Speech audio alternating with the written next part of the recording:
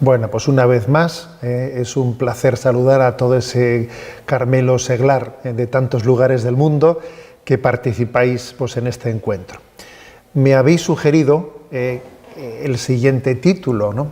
El título para esta reflexión, la conocida frase de Santa Teresita de Lisieux: la vida es un instante entre dos eternidades. Una frase que siempre que la hemos oído nos ha enamorado.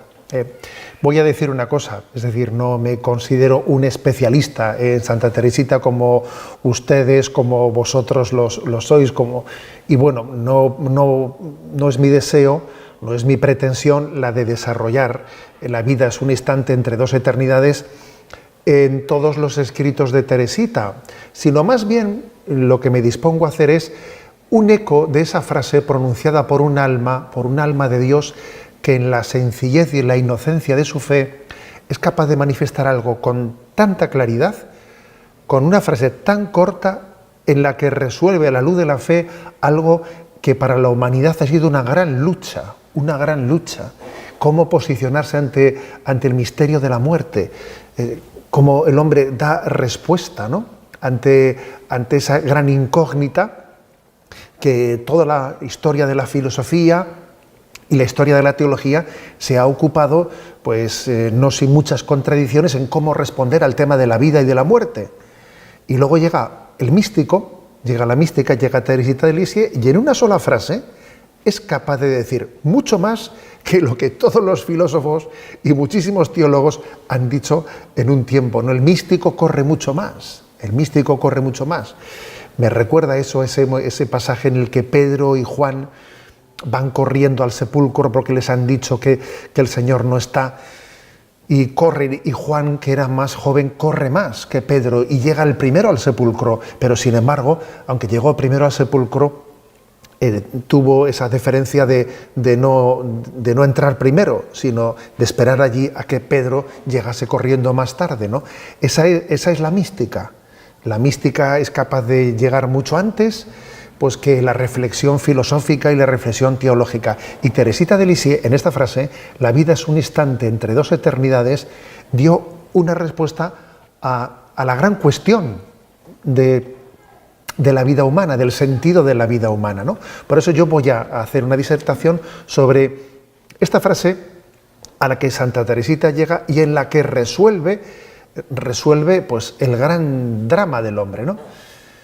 Y hay que comenzar a decir que ese drama existe y que la fe de los místicos, la fe de Teresita de Lisieux, es una fe que se acerca a la visión de Dios. Cuando éramos jóvenes y estudiábamos el bachillerato, nos decían que había tres tipos de cuerpos, ¿no? ¿Recordáis?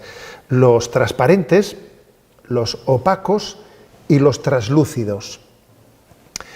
El no tener fe es el opaco. El cielo será la visión de Dios, es el transparente. Y mientras tanto estamos en la fe, que es el translúcido. Ahora bien, hay translúcidos que son de un tipo de translúcido que se acerca más al opaco y otros que se acercan más al transparente, ¿no? La fe de los místicos se acerca más, es un translúcido que se acerca al transparente, se acerca a la visión de Dios. Es ver las cosas a la luz, desde los mismos ojos de Dios, ¿no? Pues bien, desde esa perspectiva vemos que en este mundo el gran drama que existe es caminar de espaldas a la luz, acercándose al opaco. Decía Séneca que quien pasa por la vida sin pensar en la muerte, que quizás esta es la situación más generalizada de nuestra cultura actual, es el no pensar en la muerte. Quien pasa por la vida sin pensar en la muerte vive como un sonámbulo. ¿Qué es un sonámbulo? Alguien que está en la vida, pero sin darse cuenta de lo que es la vida. Está como un sonámbulo, no se entera de lo que está ocurriendo. Bueno, pues exactamente ese es un buen retrato de la cultura actual. Vivir como un sonámbulo, o sea, no darte cuenta ni preguntarte siquiera de dónde viene la vida y cuál es tu destino. Oye, ¿no has pensado nunca en cuál es tu destino? ¿Qué planes tienes para después de la muerte? ¿No has hecho ningún plan? O sea, bueno, perdón por la frase un tanto irónica, ¿no? Pero sí, esa es una frase que quizás habría que dirigirle a una cultura sonámbula propia de quien no se plantea la verdad de la vida. Y es curioso, fijaros bien, es curioso que a veces se le ha acusado a la fe católica, desde el marxismo, se nos ha acusado de ser alienantes, ¿no? De más bien hablar de un más allá, después de la muerte, para alienarnos, para, de alguna manera, distraernos de la vida presente, de la realidad de la vida presente, mientras que les estamos prometiendo la vida eterna, dice Carlos Marx, ¿no? Mientras que les prometemos la vida eterna, pues así les tenemos entretenidos con lo que vendrá después de la muerte, y así no, aquí les manipulamos en esta vida y hacemos con ellos lo que queremos, ¿no? Pero es que la verdad ha demostrado que eso es pura ideología. Lo que verdaderamente es alienante es estar entregados al consumismo de esta vida, olvidándose que la vida tiene un sentido, tiene un de dónde vengo y a dónde voy. Eso es lo que es verdaderamente alienante. A mí recuerdo que siendo jovencito me pusieron el siguiente ejemplo, ¿no? Tú imagínate que caminamos en un pullman, en un autopullman estos de largo recorrido, y en esos autobuses, que creo que en muchos lugares de Latinoamérica se les llama las guaguas. Bueno, aquí la palabra guagua no la utilizamos, ¿no? Pero bueno, me explico. En esos autopullman pues hay personas que se dedican todo el viaje a dormir. Sencillamente se reclinan e intentan descansar, y después descansan de haber descansado, Y otros pues se dedican a ver vídeos, y ven un vídeo y otro vídeo. Otros son los que se dedican a ganar dinero, aprovechan el viaje pues para ir vendiendo cosas continuamente. Otros son los que se dedican a ligar, pues hay una chica enfrente y una chica atrás, a ver si consigo con uno y con otro. Otros son los que les gusta coger el micrófono y tener la voz cantante, ¿no? Y son los que tienen que estar siempre hablando a todos los demás, imagen un poco de quien quiere ser un líder en esta vida. Pero igual en ese autopullman en el que unos ven vídeos, otros duermen, otros... Bueno, en ese autopullman quizás nadie se pregunta, oye, ¿y este viaje de dónde viene y a dónde va? ¿Qué origen y qué meta tiene, no? Sino que nos dedicamos estamos subidos y nadie se pregunta cosas tan básicas como que este es un viaje que tendrá un destino y tendrá un origen, ¿no? Bien, eso es lo que es alienante. La verdadera alienación no es pensar en la vida eterna, sino es evadirnos de las preguntas evidentes, como que es la pregunta por el sentido de la existencia. Esa es la verdadera alienación en la que viven, ese es el verdadero opio del pueblo. El verdadero opio del pueblo es el que el materialismo en la vida nos tenga entretenidos y nos impida preguntarnos más allá de la cortina de este autobús, más allá de esa cortina, más allá de este cristal. ¿Qué hay fuera de este autopullman? ¿Qué hay fuera? Bueno, ciertamente es la visión de los místicos la que nos trae a la realidad. Y la realidad es que la vida es un instante entre dos eternidades. Es la verdad. No te engañes. No vivas como un sonámbulo, no vivas fuera de la realidad, ¿no? Y hay que decir que una cultura que vive de espaldas a la muerte, pues no solamente está escamoteando una de las dimensiones esenciales de la vida humana, que es la pregunta por la trascendencia. No, es que una cultura que vive de espaldas a la muerte pierde densidad. No, pierde densidad. O sea, alguien que no se hace las preguntas últimas de la existencia, es que en el fondo su vida es frívola. ¿Qué significa vivir frívolamente? Pues vivir sin preguntas últimas, vivir desde lo inmediato. Es alguien que cambia la pregunta pues por ¿de dónde vengo? ¿A dónde voy? ¿Qué sentido tiene esta vida? Por preguntas frívolas. ¿Qué plan tienes para este fin de semana? ¿Te has comprado el iPhone de última generación? O alguna pregunta de ese estilo, ¿no?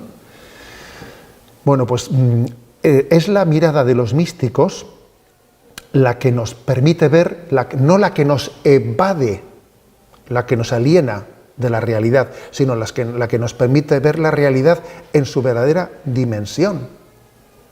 La vida es un instante entre dos eternidades, ¿no?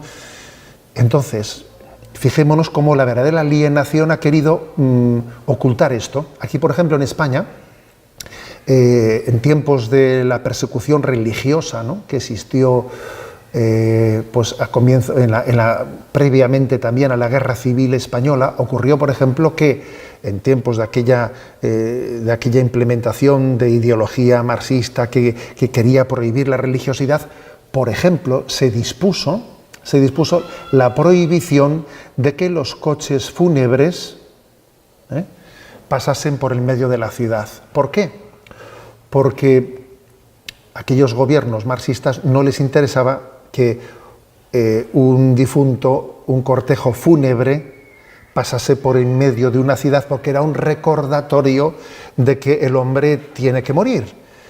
Y que era un recordatorio de que, por lo tanto, ¿qué sentido tiene esta vida? Y entonces se prohibió explícitamente de que los cortejos fúnebres pasasen públicamente. A los muertos había que sacarles de sus hogares, digamos, con nocturnidad, sin ningún tipo, digamos, de acompañamiento solemne, porque eso era un despertar una conciencia alienante.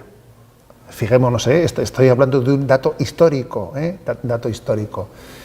Sí, sin necesidad de que un gobierno pues ateo y marxista o masónico promulgue disposiciones como estas que he dicho, o de persecución religiosa, o de prohibición de la libertad religiosa, como aconteció también en México antes de la Guerra de los Cristeros, etc., sin necesidad de que eso ocurra, con esa persecución tan explícita, existe otra forma actual, mucho más propia de nuestros días, que es desde la frivolidad de esta vida, es ser subsumidos y alienarnos sin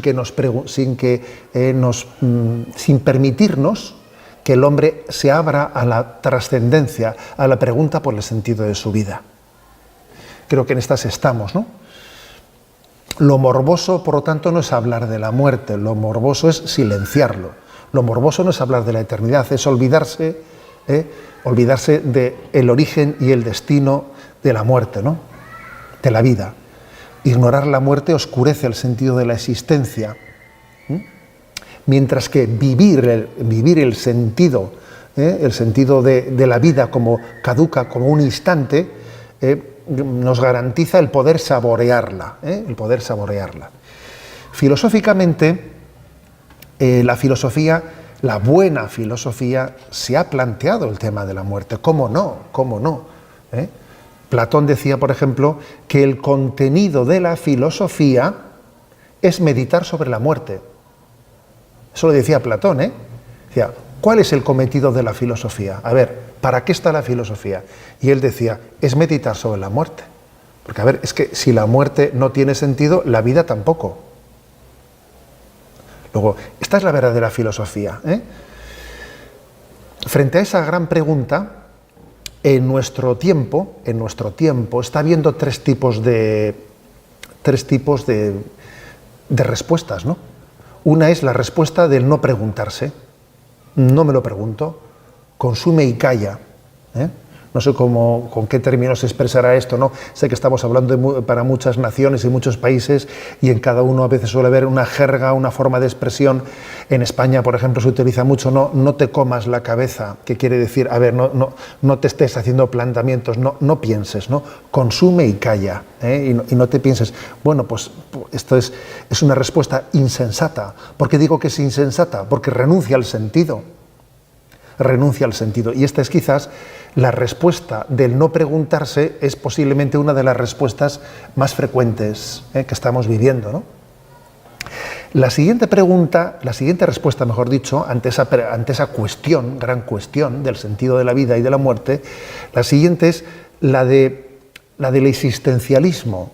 la que llevó a cabo Sartre, el nihilismo, que es decir que la vida no tiene sentido porque la muerte es la nada. Luego, si la muerte es la nada, la vida no tiene sentido, la vida es una pasión inútil, la vida es un querer ser feliz sin poder lograrlo, ¿no? La vida es una desesperación.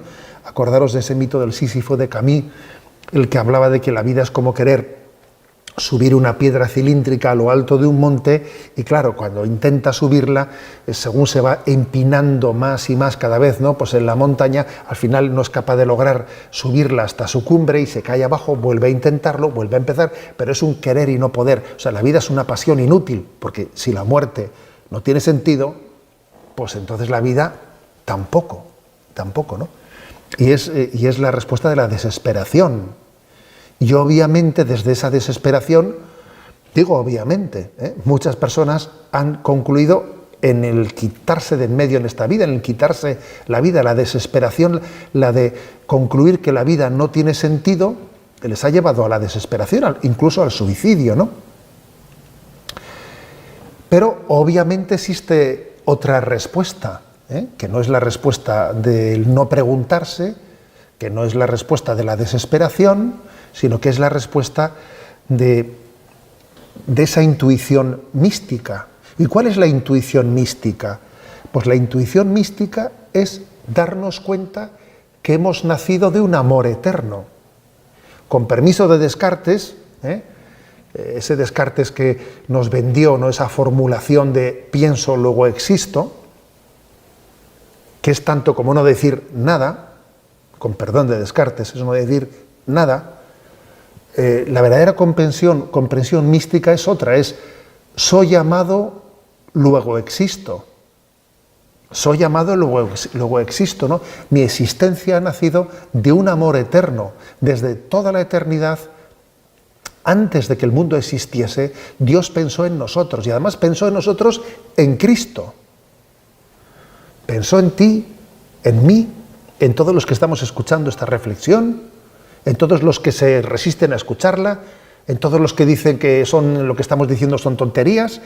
Dios pensó en cada uno de nosotros en Cristo, teniendo a Jesucristo como modelo, nos pensó, nos creó originales, a su imagen y semejanza, ¿no? Por lo tanto, esta es la verdadera solución de esa pregunta que es dramática. ¿Qué sentido tiene esta vida? A la luz de que es caduca, es un instante.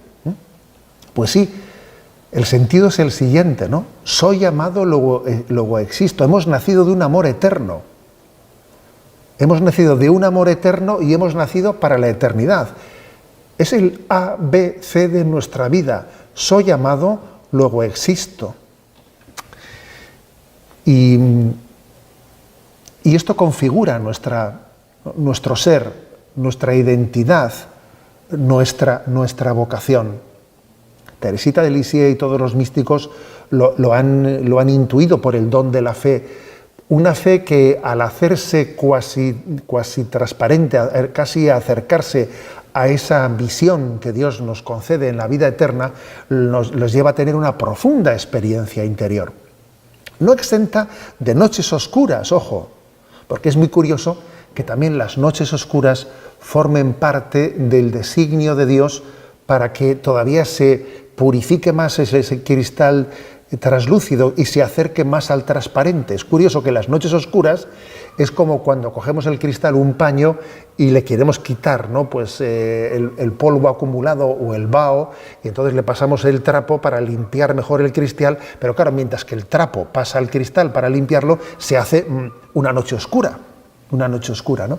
Pero es una noche oscura que nos está preparando para que todavía la fe sea más cercana a la transparencia, ¿no? Bien, esa famosa frase de Teresita, la vida es un instante entre dos eternidades, supone dos cosas. Supone aceptación de la mortalidad y descubrimiento de la vocación a la eternidad. Las dos cosas van unidas. Aceptación de la mortalidad, de mi condición mortal, y conciencia viva de que tengo una vocación a la eternidad. Parecen dos cosas, un tanto, a ver cómo se conjugan las dos, ¿no? Pues sí, las dos se conjugan en la vocación del hombre. Hacer de la vida, o sea, primero, digamos una cosa, la aceptación de la mortalidad es importante, porque nuestra cultura pretende predicar una libertad omnívoda, ¿no? En la que el hombre lo decide todo. El hombre decide qué quiere ser. Si yo quiero ser hombre, si yo quiero ser mujer, es la ideología del deseo, lo cual es absurdo, porque hacer de la vida una pura elección no es vivir de acuerdo con la naturaleza, sino que es vivir contra la naturaleza, porque al hombre no le es dado siempre elegir, el hombre no ha elegido venir a esta vida, ni qué padres tengo, ni qué infancia he tenido. Nosotros no elegimos la hora de nuestra muerte. La elección que sí que tenemos en nuestra mano es elegir entre bien y mal, entre justo e injusto, entre verdad y mentira. Eso sí, tenemos, es curioso, esta elección sí que es la elección que tenemos en nuestra mano, ¿no? Por lo tanto, hay una absurda rebelión en la ideología contemporánea, en esta ideología que podríamos llamar ideología del deseo, es la teoría la ideología de género, algunos la han llamado también la ideología del deseo, en la que pretende decir la libertad es omnímoda. Pues no. Y es curioso que esa ideología tiene una pinza de rebelión contra la naturaleza, que es el aborto y la eutanasia. Y el aborto y la eutanasia, en el fondo, se rebela contra el de dónde vengo y a dónde voy, contra mi origen y mi destino. Esa reivindicación de esa ideología del deseo en la que yo pretendo decir tengo derecho al aborto o tengo derecho al suicidio, en el fondo es una rebelión contra la realidad. Es una rebelión contra la realidad. Porque tú, para poder reivindicar, tú abortista, ¿no? Para poder reivindicar el aborto, lo haces gracias a que tu madre no te abortó a ti. Si tu madre te hubiese abortado a ti, tú ahora no reivindicarías el aborto. O sea que es un absurdo. Tú no eres dueño de la vida te ha sido dada. Te ha sido dada. Y tú no eres quien para añadir 2 horas más a tu vida, ni transhumanismo, ni... Eso es un engaño. Tú no puedes añadir. ¿Quién eres tú ¿Crees tú que vas a añadir 1 minuto más a tu vida? Tu vida terminará cuando Dios lo disponga, ¿no? Por lo tanto, es una absurda rebelión de una concepción falsa de libertad. Esa reivindicación. En España estamos ahora a punto de aprobar en el Parlamento esta crisis de confinamiento del COVID. Ha interrumpido el trámite en España de una ley de eutanasia en la que se habla del derecho que tiene alguien a decidir cuándo quiere morir, el derecho al suicidio.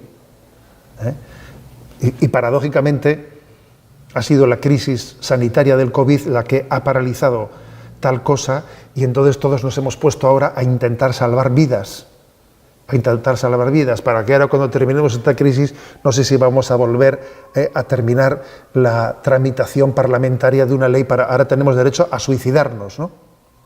Bueno, es una absurda rebelión frente a una realidad que el hombre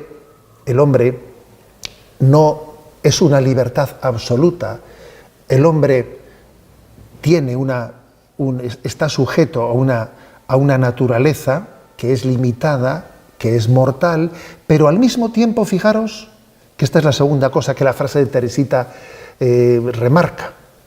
O sea, aceptación de la mortalidad, pero descubrimiento de la vocación a una vida eterna.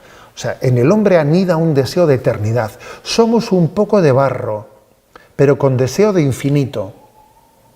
Las dos cosas son verdad. Somos un poco de barro, pero con deseo de infinito.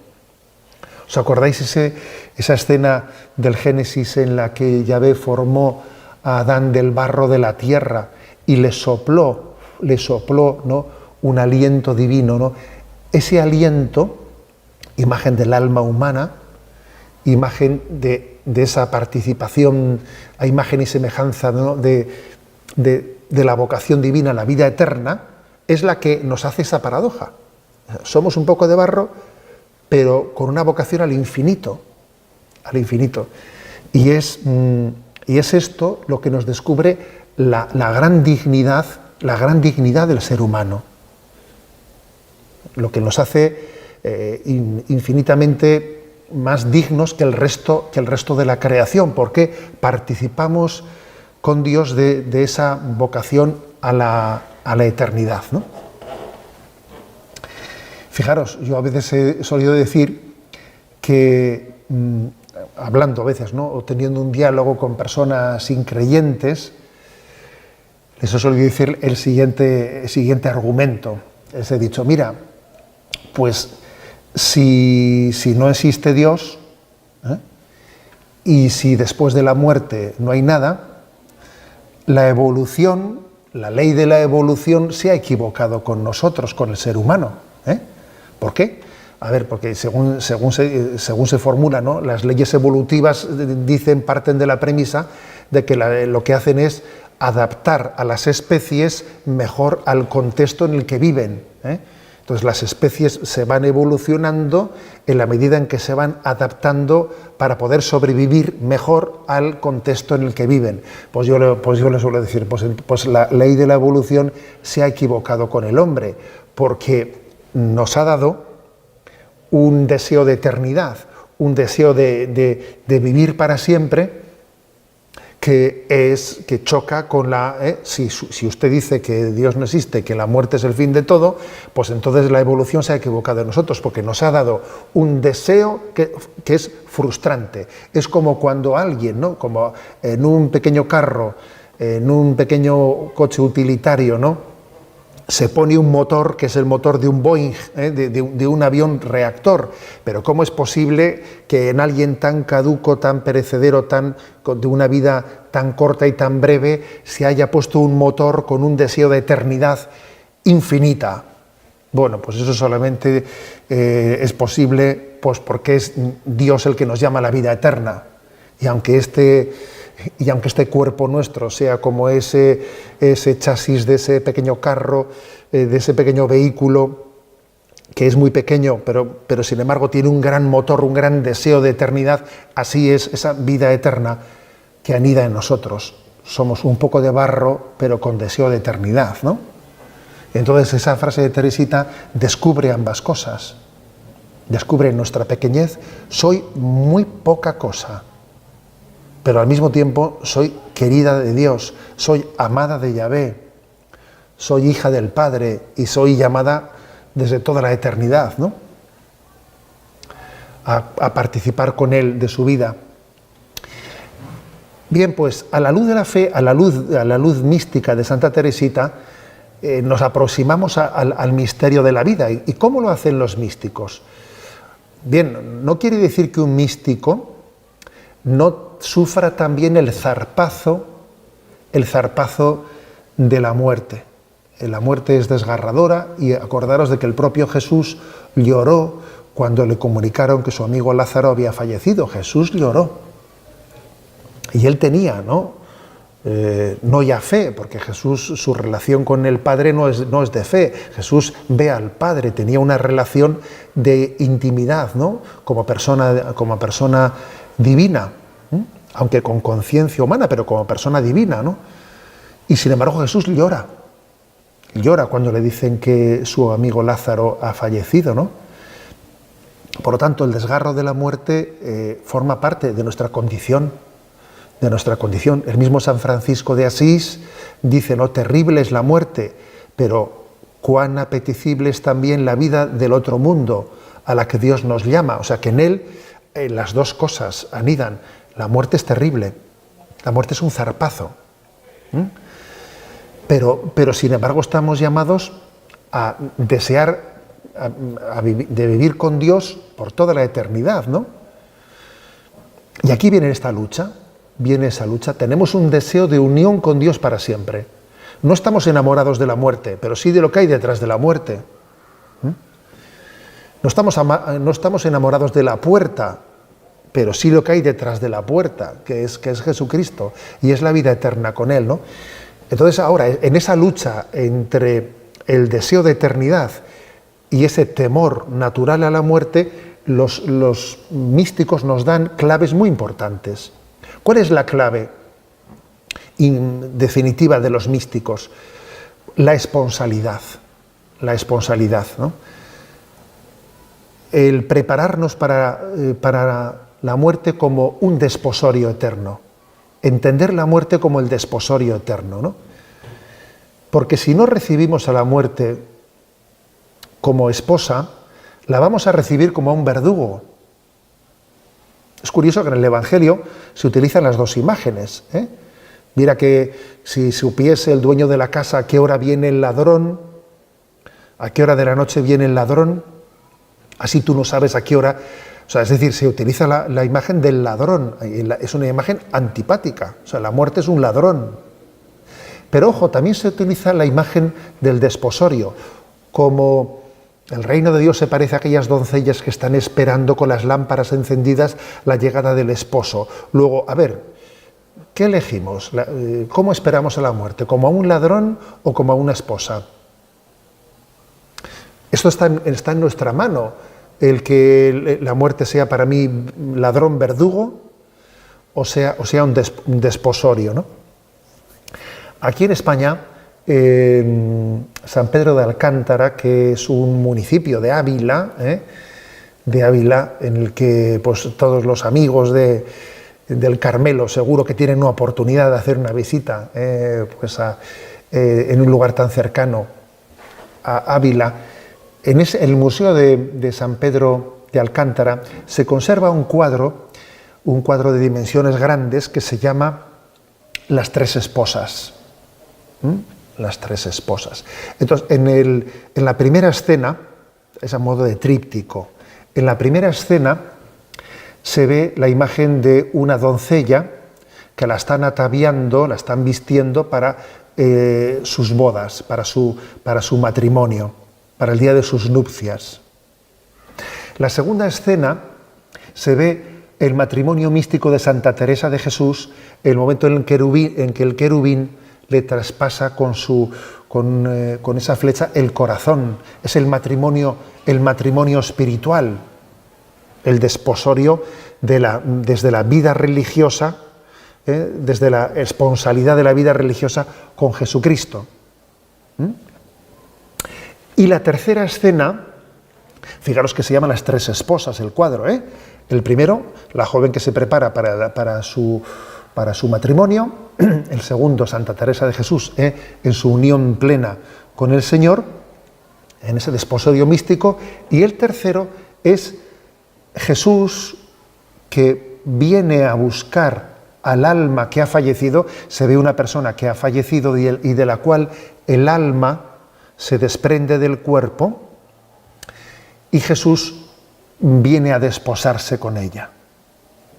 Es Jesús que viene a desposarse con nosotros. Por lo tanto, las tres esposas son el sacramento del matrimonio, la vida religiosa y la propia muerte en la que nosotros nos desposamos con Jesucristo. Tres imágenes, ¿no?, de vida, de desposorio con Jesucristo. Vida religiosa, también podríamos decir vida mística, que en el fondo la vida mística, por supuestísimo, que no está exclusivamente reducida a un estado de vida, ¿no?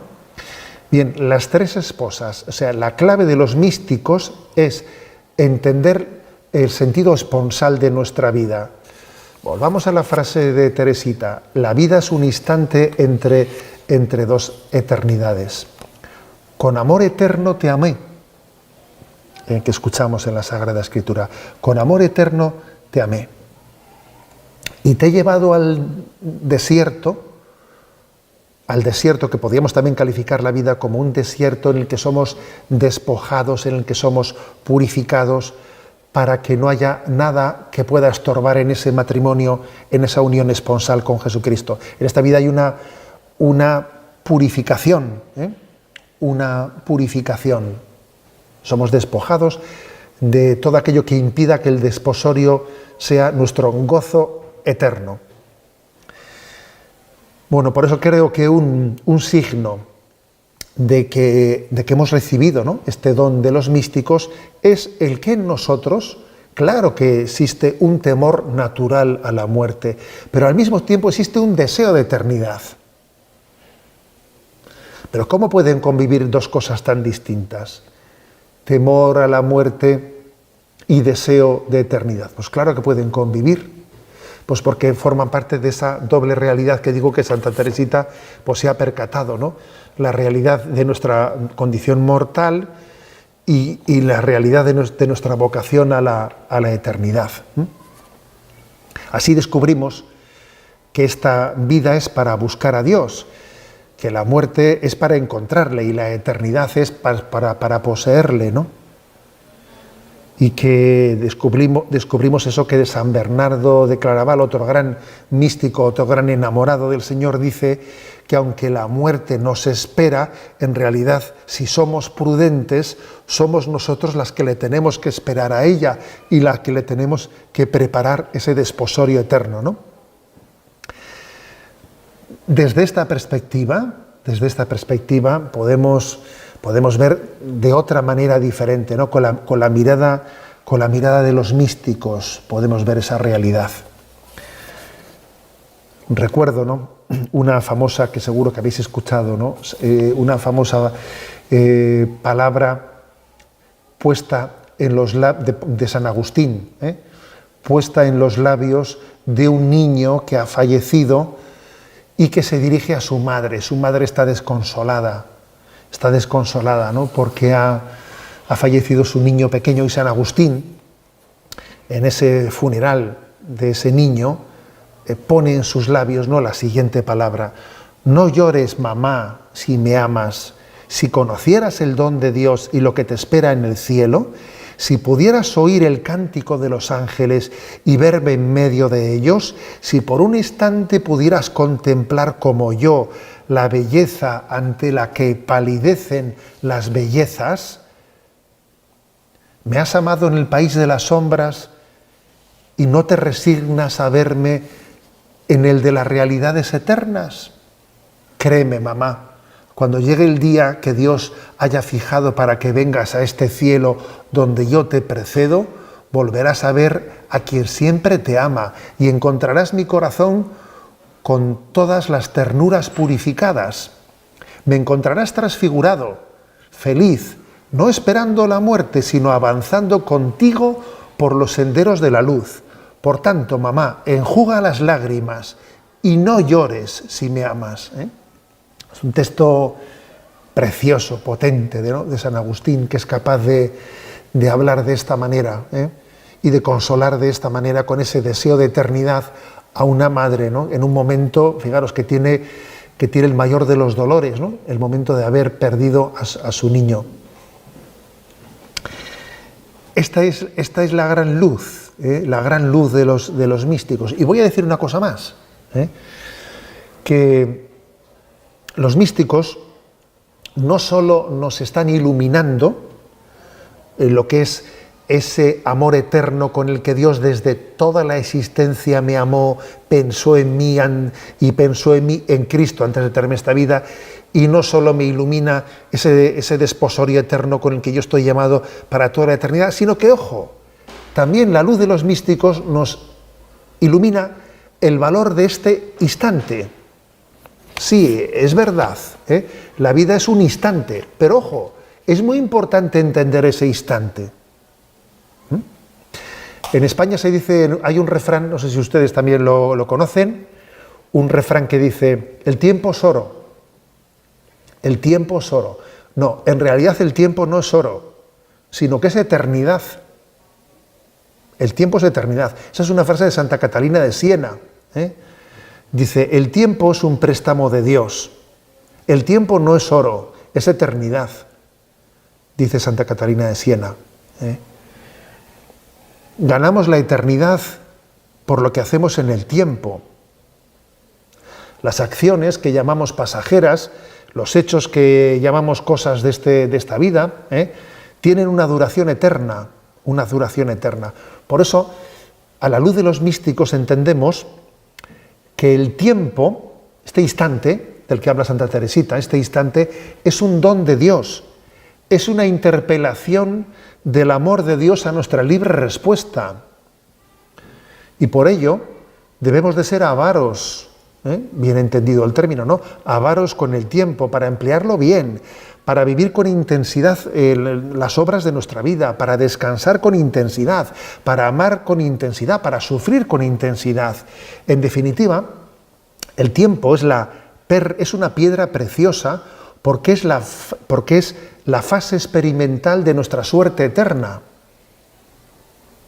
Entonces, ese instante no quiere decir que Santa Teresita desprecie, esto es un instante. No, es un instante que es una piedra preciosa que nos invita a vivir esta vida como enamorados. Vivir la vida enamoradamente, ¿no? Vivirla con pasionalidad. Con pasionalidad en el obrar, en el descansar, en el amar, en el sufrir, ¿no? Decíamos que tenemos que ser avaros con el tiempo, ¿no? Sabiendo que es un instante, que la vida se nos pasa sin percatarnos, sin darnos cuenta, ¿no? Sin duda alguna, el mayor arrepentimiento que podemos tener en nuestra vida es no haber amado con suficiente intensidad, ¿no? No haber vivido el tiempo como un don de Dios. Quien mata el tiempo no es que sea un asesino, es que es un suicida, es un suicida, porque el tiempo es un don de Dios para nosotros, para la vida eterna, ¿no? Entonces, bueno, pues esa llamada de Teresita a entender la vida como un instante entre dos eternidades es también una llamada a descubrir que entre todos los dones, entre todos los talentos que Dios nos ha dado, están en el tiempo de vida que tenemos. Tenemos que vivirlo, no nos importa mucho si va a ser larga, si va a ser corta, que al final siempre va a ser corta, porque el que alguien sea centenario en la vida, ¿qué es eso? ¿Qué es ser centenario? No es nada, en medio de la eternidad. Morir como uno dice, ¿no? Como a veces decimos, pero qué pena de vida, si ha muerto en plena adolescencia, pues ha muerto ante la eternidad de Dios. Será anecdótico con cuántos años hemos muerto. Esto que aquí para nosotros cambia completamente la perspectiva, porque hay un tono muy distinto cuando asistimos a las honras fúnebres de una persona que ha fallecido con 96 años, que al entierro de un joven que ha muerto con 15, 16 años. El tono cambia completamente, ¿no? Y sin embargo, en la eternidad eso será anecdótico. Será anecdótico con cuántos años hemos partido de esta vida. Eso es lo de menos, es una anécdota. También será una anécdota si hemos muerto por accidente o si hemos muerto por una enfermedad natural. También eso será anecdótico. Lo único que será clave y fundamental es la intensidad de amor con la que hemos vivido en este instante de la vida. Concluyo con una palabra que repetimos miles de veces en la vida y no sé si nos damos cuenta de ella. Ahora y en la hora de nuestra muerte. Recordamos todos, ¿no? Esa expresión del Ave María. Ruega por nosotros, Santa Madre de Dios, ahora y en la hora de nuestra muerte, ¿no? Estos son los dos momentos en los que tú y yo estamos llamados a experimentar la gracia. Ahora y en la hora de nuestra muerte. Hasta ahora, antes de haber nacido, también había gracia, solo que no teníamos capacidad de experimentarla, porque desde toda la eternidad fuimos amados, pero todavía no teníamos la consciencia de poderlo experimentar. Pero sin embargo, en ese rezo del Ave María, ahora y en la hora de nuestra muerte, se nos invita a experimentar. Ahora es momento de gracia. Date cuenta de que existes porque eres amado. Y en la hora de tu muerte será el momento del parto para la vida eterna. Os invito pues a uniros conmigo en el rezo de este Ave María. Dios te salve María, llena eres de gracia, el Señor es contigo. Bendita tú eres entre todas las mujeres y bendito es el fruto de tu vientre, Jesús. Santa María, Madre de Dios, ruega por nosotros pecadores, ahora y en la hora de nuestra muerte. Amén.